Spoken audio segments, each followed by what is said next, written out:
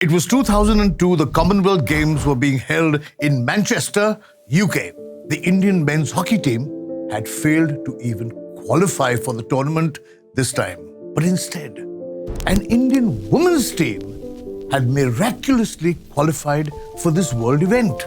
It came as more of a shock than a surprise because nobody knew that the team even existed. Yet, 11 unknown Indian girls had broken through and were in the game. When people came to know, they called it a fluke and considered the Indian women's team as minnows who would soon crash out of the tournament. But was it really a fluke? Did this women's team crash out of the tournament? Was the movie Chak De based on a real-life story? And above all, who were the golden girls of Indian hockey and how did they get to be there?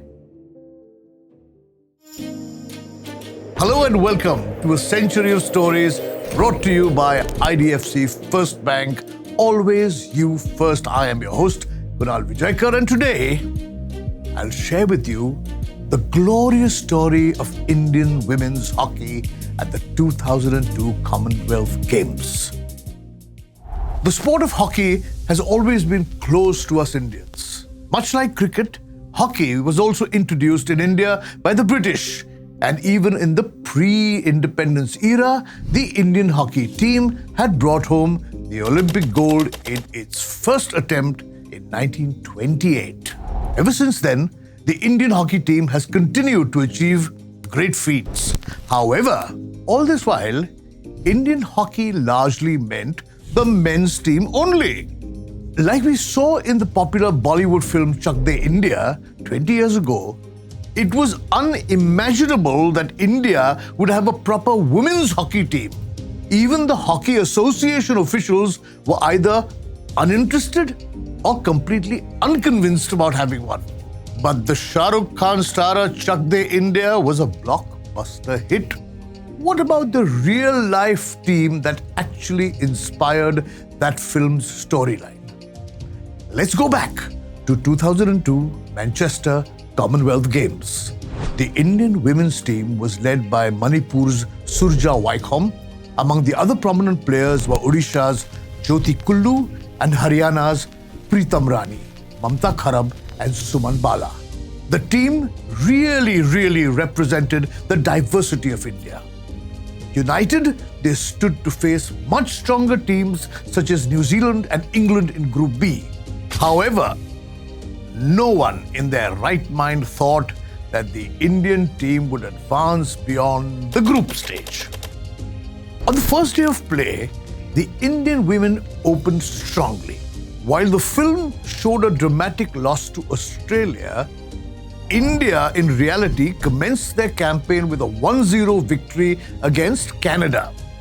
However, this was followed by a big loss to the New Zealand. An Indian exit seemed inevitable, but with resilience and skill, the Indian team bounced back. The girls won a hard-fought draw of 1-1 against England, securing them a well-deserved position in the knockout rounds. Dispelling all speculations, the Indian team had advanced beyond the group stage. But hardships lay ahead. The team would now be facing the daunting South Africans in the quarterfinals. It was the toughest match that our Indian girls would face. It was pouring hard. The ground was heavy and the ball movement was difficult. To top it all, the chilly winds of Manchester did not help our team, which was used to tropical Indian climate. On the other hand, the South Africans seemed to be at ease. With their 3-0 at halftime, the Indian team was completely outplayed. During the interval, our Indian women, their bodies were stiff, sore and spent. Even getting back on the field seemed painful. It now had to be mind over body.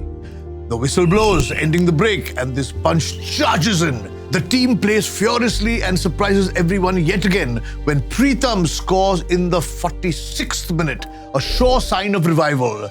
Jyoti Kullu scores twice in the last 10 minutes.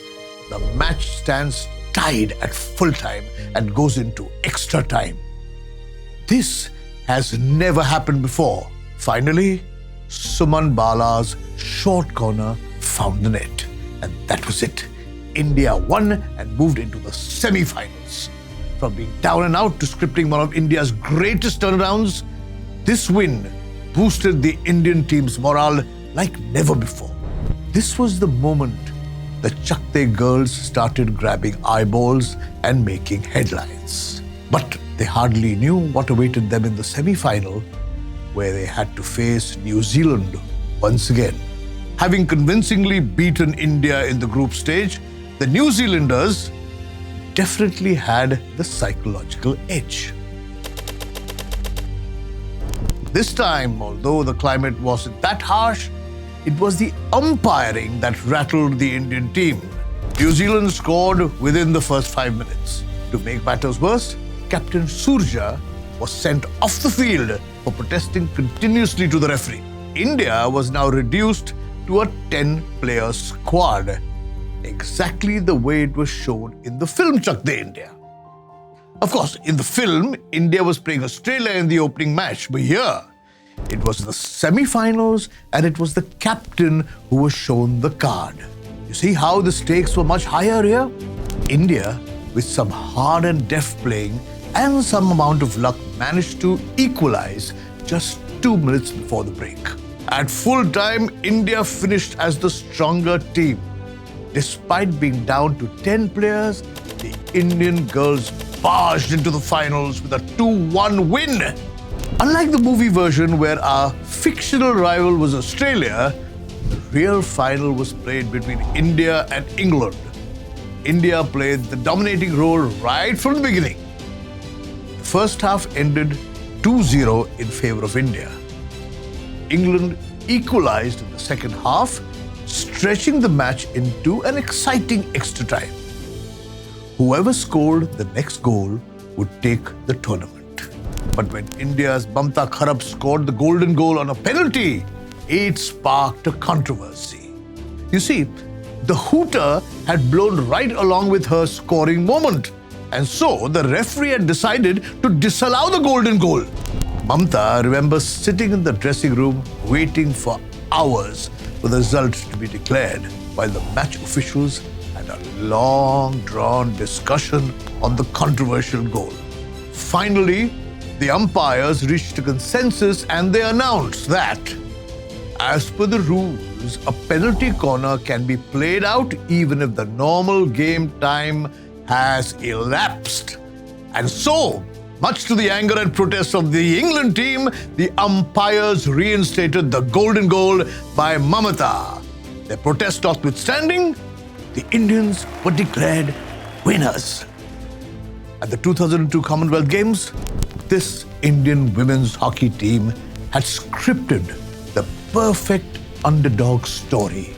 They literally came out of nowhere to clinch the gold medal in a world tournament, a first for Indian hockey.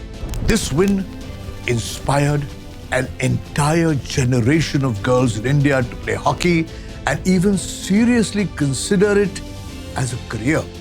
The story of these girls passed into folklore as those who scripted a historic win against all odds, even inspiring movies. And this bunch of Indian women hockey players, since then, till now, and forever, will always be known as Golden Girls of Indian hockey. You've been watching A Century of Stories brought to you by IDFC FIRST Bank. Always you first. I'm Kunal and I'll bring you next week the journey of Indian agriculture with revolutions of all colors. Come back to know more.